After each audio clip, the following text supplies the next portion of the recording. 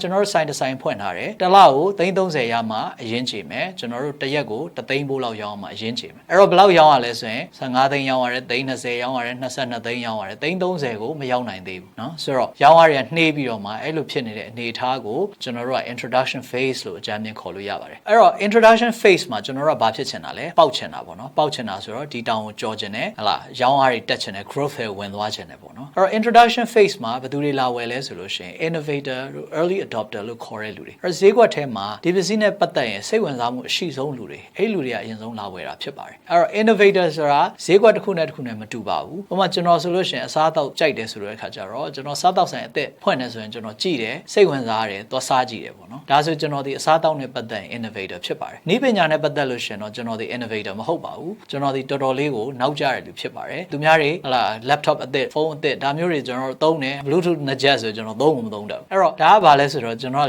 laggard လို့ခေါ် laggard ဆိုတာတော်တော်လေးနောက်ကျကြံခဲ့တဲ့လူပေါ့နည်းပညာနဲ့ပတ်သက်လို့ရှိရင်ကျွန်တော်ဒီ innovator မဟုတ်ပါဘူးအဲ့တော့ခင်ဗျားရောင်းနေတဲ့ပစ္စည်းနဲ့ပတ်သက်တဲ့ innovator ဘယ်သူလဲ fashion ပစ္စည်းဆိုလို့ရှိရင် fashion နဲ့ပတ်သက်ပြီးတော့အရင်စိတ်ဝင်စားတဲ့လူရှိတယ်ဒါဆိုရင်လည်းသူတို့ကလိုက်ကြည့်မှာပဲဆိုင်သက်ဖွင့်ပြီးဆိုလာဝယ်မယ်လာကြည့်အဲ့တော့အဲ့လိုလူတွေကအရင်ဆုံးလာဝယ်မှာဖြစ်ပါတယ်အဲ့တော့ဒီအဆင့်မှာကျွန်တော်ဒီတောင်ကိုကြော်နိုင်ဖို့အဲ့ဒီအဆင့်ကအသေးပြောက်အများဆုံးအဆင့်မှာပဲ introduction phase မှာရင်အဲ့တော့သူကသူရောင်းကောင်းသွားလိမ့်မယ်လို့မထင်ပါနဲ့အဲ့ဒီမိတ်ဆက်တဲ့အဆင့်မှာပဲပစ္စည်းတော်တော်များများအဲ့ဒါအဲ့တောင်မကြော်နိုင်မဲနဲ့သေကုန်တာပဲဆိုတော့ကျွန်တော်တို့ဒီတောင်ကြော်နိုင်ဖို့ကဘာအရေးကြီးလဲခုန innovator တွေစဝင်လာပြီ innovator ဘယ်လိုသိမလဲခင်ဗျာဆိုင်ဖွင့်လိုက်တဲ့ပစ္စည်းစရောင်းတယ်ရောင်းလိုက်တာနဲ့စဝယ်နေတဲ့လူတွေဒီ innovator တွေပဲအဲ့တော့အဲ့ innovator ရဲ့စကားကိုနားထောင်အောင်မယ်သူတို့ကဘယ်လို feedback တွေပေးလဲသူတို့ကဘာမကောင်းပြောလဲဘယ်လိုအကြံပေးတယ်လဲအဲ့ခါကြလို့ရှင်ကိုယ့်ဘက်ကပြင်နိုင်မြန်မြန်ပြင်ပေးရမယ်ဒါမှမဟုတ်ဘဲနဲ့ time messenger တွေပေးတယ်ဆိုလို့ရှင်ဒီတောင်ကနေကြော်နိုင်မှာမဟုတ်ပါဘူးအဲ့တော့ကျွန်တော်တို့ 4P နဲ့ဒီအဆင့်တွေကိုစဉ်းစားကြည့်အောင်နော်ဆိုတော့ introduction phase မှာဆိုရင်ဘယ်လို product မျိုးဖြစ်တယ်လဲတစ်မျိုးကောင်းတစ်မယ်ကောင်းပဲရှိတယ်နဲ့အဲ့ဒါကိုကာလာဆုံးအယောင်ဆုံးတွေအများကြီးရှောက်လို့ဖို့တိတ်ပြီးတော့မသင့်တော်ပါဘူးဒီအဆင့်မှာအဲ့တော့ပစ္စည်းသက်ထုတ်ပြီဆိုလို့ရှင်ကျွန်တော်တို့ size လည်းတစ်မျိုးပဲကာလာတစ်ယောင်ပဲပစ္စည်းကလည်းအရန်ကောင်းတယ်တစ်ခုပဲအဲ့ဒီဟာနဲ့ကျွန်တော်တို့စပြီးတော့ဖောက်သက်ပါတယ်အများကြီးရှောက်လို့ရှင် customer ဘက်ကနားလေရခက်တယ်ကိုယ့်ရဲ့ marketing budget တွေလည်းအများကြီးသုံးအောင်မှာဖြစ်တဲ့အတွက်ဒါကျွန်တော်တို့ introduction phase မှာမလုပ်သင့်သေးပါဘူးအဲ့တော့အဲ့တစ်မျိုးကောင်းတစ်မယ်ကောင်းနဲ့ဖောက်မယ်ဈေးနှုန်းဒီတစ်ခါလေးဈေးကြီးတာတွေဖြစ်နေနိုင်တယ်ဘာလို့လဲကိုက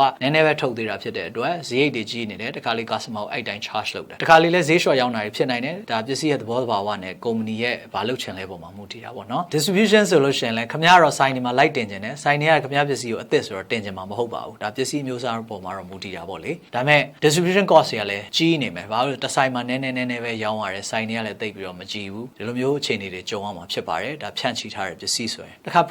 promotion ကြတော့ဒီအချိန်မှာ promotion cost တွေเนาะအဓိက advertising အရန်သုံးရမှာဖြစ်ပါတယ်เนาะ awareness ပေါ့ awareness လူသိအောင်လုပ်အောင်ဒီနာမည်နဲ့ဒီပစ္စည်းနဲ့ရှိနေပါပြီဆိုတော့လူသိအောင်လုပ်ရတယ်မသိလို့ရှင်ဘယ်သူမှမဝယ်ဘူးအဲ့အတွက်ကြောင့်မလို့တစ်ခါလေကြာရင်တစ်ချက်ဖိုးကြော်ညာပြီးတော့ဟလာတစ်ချက်ဖိုးတော့မရောင်းရရဖြစ်နိုင်တယ်10ဖိုးလောက်ကြော်ညာမှတစ်ချက်ဖိုးရောင်းရရဖြစ်နိုင်တယ်အဲ့တော့ဒီအဆင့်မှာဒီလိုမျိုးသုံးသင့်သလားကြော်ညာတွေအများကြီးသုံးသင့်လားသုံးသင့်ပါတယ်เนาะဒီအဆင့်ကကျွန်တော်အများအားပြောတယ်မရောင်းရလို့မကြော်ညာမကြော်ညာလို့မရောင်းရပတ်စံဝင်လာမှရောင်းရမှကြော်ညာပါမယ်ဆိုလို့ရှင်အဲ့ဒီပစ္စည်းကတက်ချင်မှတက်လာတော့မယ်ဘာလို့လဲဘယ်သူမှမသိတဲ့အချိန်မှာခင်ဗျားကဒီစရိတ်တွေသွားချွေတာလို့မဖြစ်နိုင်ဘူးအဲ့တော့